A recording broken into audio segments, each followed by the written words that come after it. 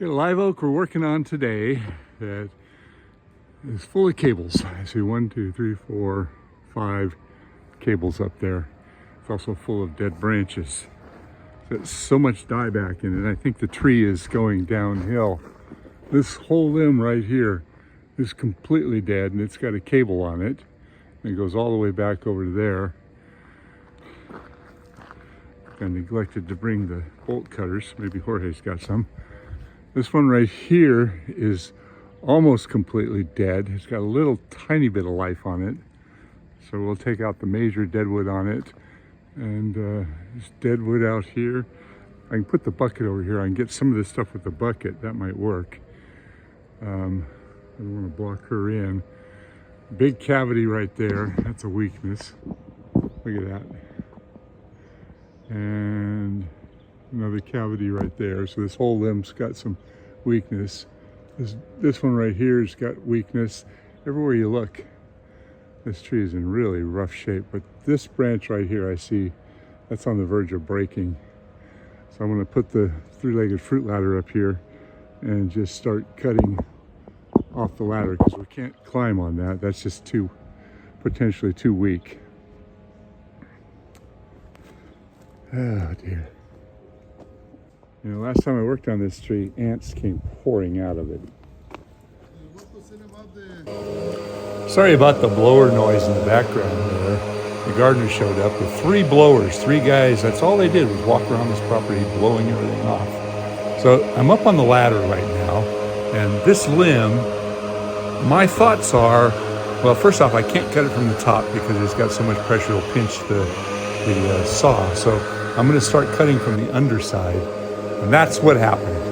The whole thing broke, and the whole thing was being supported by the cable, and the whole thing fell down. It missed my ladder, thank goodness, but I was tied in. It would have been one heck of a swing. That's the piece. I did one big undercut, and boom! It just took... kind of freaked me out, actually, to be honest with you. I was not expecting that. I thought it would just come along. It gives you a better idea of how big it is there. This thing is full of ants. They're starting to come out now, but you look at that. Everywhere we cut, everywhere we work, we've got ants. I must have been bit 500 times this day from all these damn ants. So I did have some ant spray with me, so I made a cut and sprayed. Look at that. They were just everywhere. They were pouring out like a waterfall of ants, and there was this big black mound of ants on the ground. I couldn't, there you can see them. Oh, it's just unbelievable. So that's our work site there. There's the ladder, that's how I had it set up.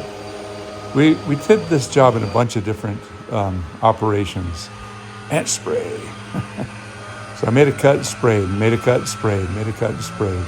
But I was just getting devoured by these damn ants.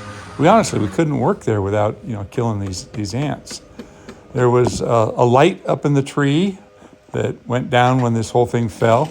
So we had to get the wires and the cables out of the way before we made the next cuts. I opted to do the roping, and Jorge went up there and made a few cuts. We tied them off, and it went fairly smooth, but every cut there was more ants. Jorge's a good man. We work really well together. He's been working with me for 28 years, and we trade off. He climbs, I climb, he climbs, I climb. But in all honesty, the majority of all the video climbing shots you get are of Jorge, because nobody ever uses the camera on me unless I'm holding the camera myself. But usually I don't set up the camera very often to catch myself. I'm watching Jorge, and sometimes I'm doing some camera work and roping at the same time.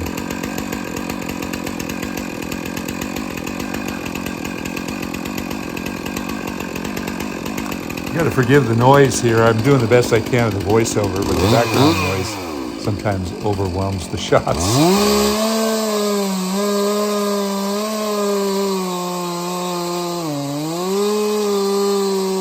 So I've got a wrap going around the tree here, and that's the friction that I need for these pieces of wood. They're fairly heavy, And I've got to be very careful that when Jorge cuts these things, that I manage the rope in such a way that they don't swing back in and knock him off the ladder.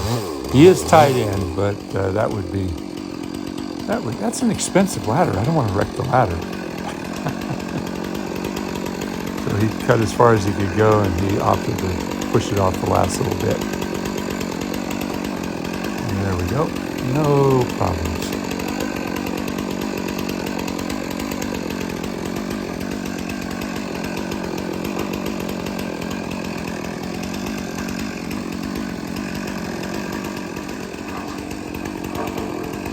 So Jorge tells me that the ladder is not a comfortable place to work. He wants to just be tied in. To me, that looks awfully awkward. I think I would have stayed on the ladder and been tied in and just had firm footing, but I don't know. Everybody's different. Everybody does everything different. And we don't argue, but sometimes I shake my head and wonder, why are you doing it that way, Jorge? Why are you doing it that way?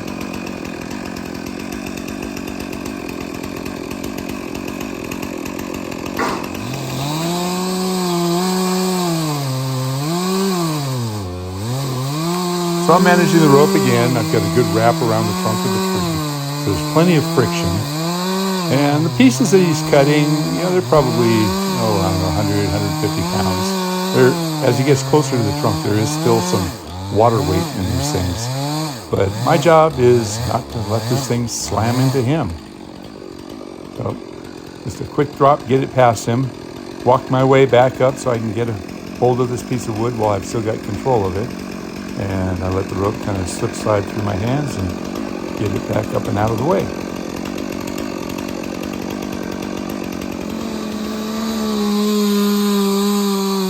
So this is the last cut for this spot. And like I said, he's in a very precarious, awkward position there.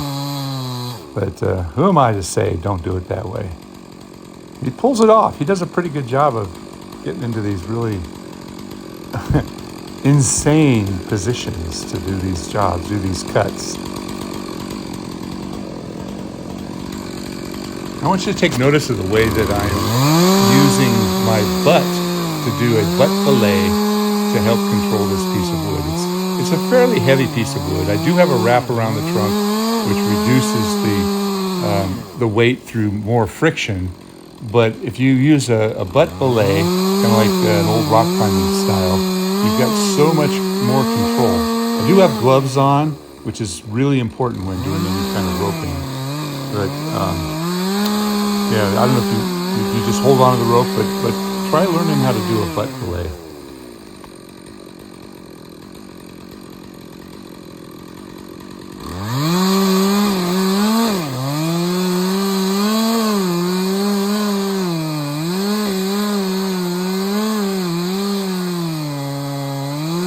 Last cut is a fairly large cut. He's using a 066 still, and it's fairly sharp, but we're working in really dead, dried out wood that sometimes dulls the chain and also makes it a little bit harder to cut.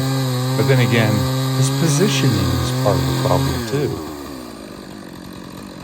Note that I did not drop that piece of wood. With his leg there, I did not want to let it fly, but we agreed upon that before he made the final cut there. It was just, I gave him a signal, and he knew that I was going to hold tight on that piece of wood until he can get his legs out of the way. Then I lowered it down, and I kept it in control.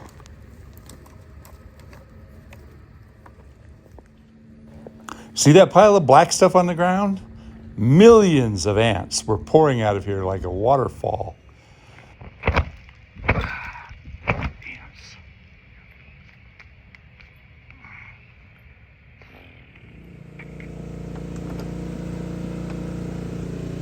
I was able to do some of the work from the bucket. There was a parking area, but really it was only about a third of the tree that I could reach. And there was so much dead up here. All we could really get done in the one day that we had scheduled for this was the major pieces, the major dead wood. I could easily spend another whole day up here. So this is Jorge. He was working up there, and he spotted a cavity. Take a look at this cavity. Holy miracle.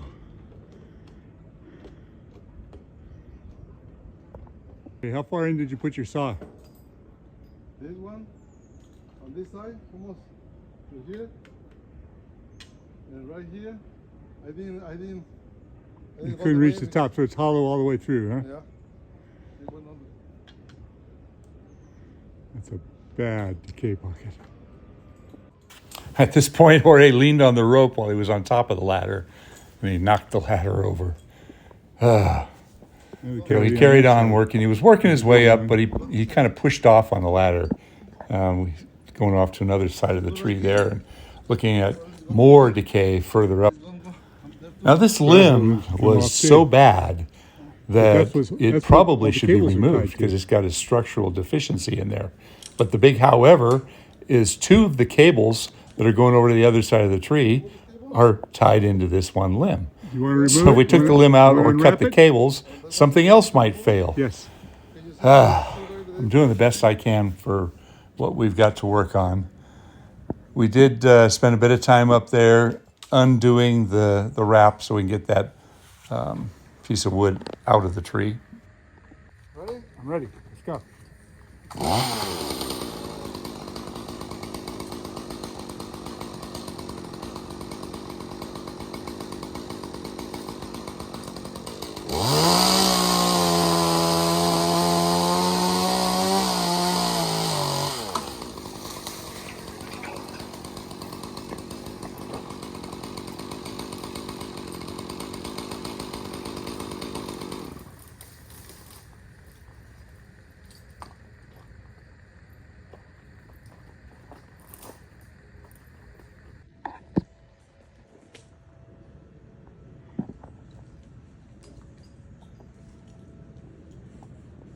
They made the force on their face. Okay. Sadly, it's right next to the house, and there's a lot of construction down around it, so it's loaded with big dead limbs, as you can see by what we've got on the ground here. But as big as this tree is, it's nothing compared to the oak tree I'm going to show you now. I think this has got to be, if not the biggest, one of the biggest live oaks I've ever seen. It spreads from way over there to way over there. It's a magnificent tree. This property used to be a convent, and I guess it got sold off or something, and all these houses are up around here now. But look at this tree.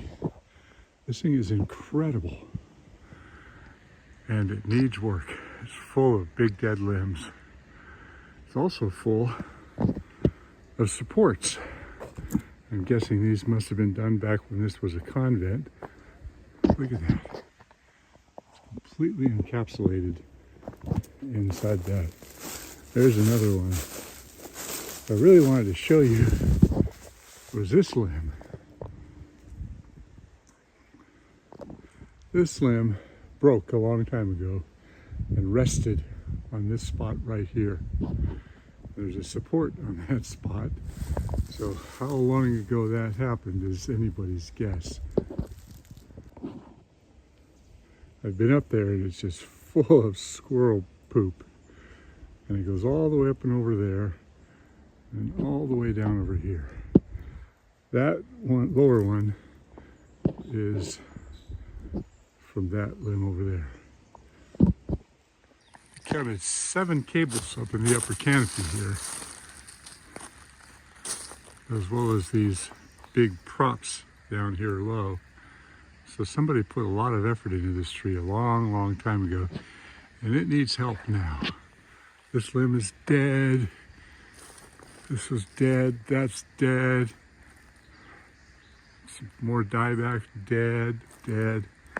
There's all kinds of great big dead limbs ready to come crashing down. I'm gonna talk to the guy and see if he'll let me trim this. I trimmed it once before, years and years ago, but it's time. What a magnificent tree. Looks like it might have a little bit of a void down there. Sounds amazing. So I'm out in the forest by Chernobyl, and they've got these mutant deer out here. Ha!